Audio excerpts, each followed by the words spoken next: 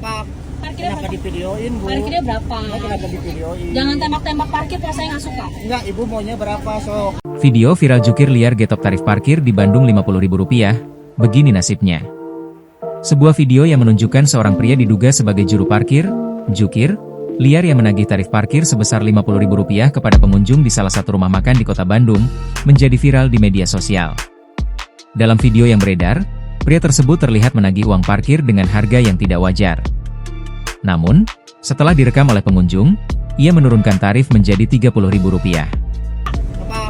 Parkirnya Kenapa berapa? divideoin, Bu? Parkirnya berapa? Kenapa divideoin? Jangan tembak-tembak parkir, Pak, saya nggak suka. Enggak, Ibu maunya berapa, sok? Saya kasih 3, kan saya bilang 30 nggak bisa. Udah, nggak apa-apa, sok. Itu jangan mahal-mahal.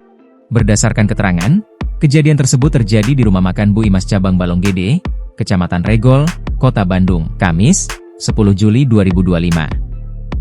Menanggapi hal tersebut, aparat kepolisian telah mengamankan terduga pelaku untuk dimintai keterangan. Kepala Unit Reserse Kriminal Polsek Regol, Ibda Budi Umran, membenarkan kejadian ini.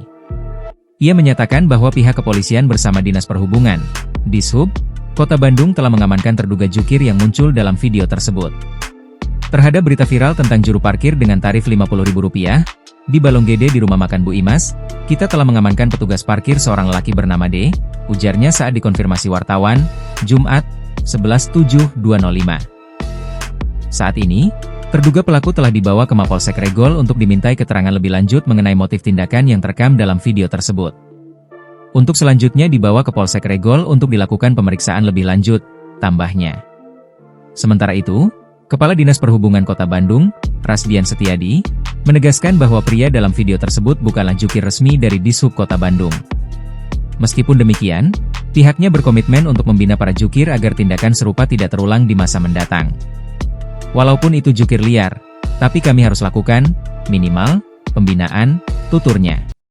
Download Tribun X sekarang, menghadirkan lokal menjadi Indonesia.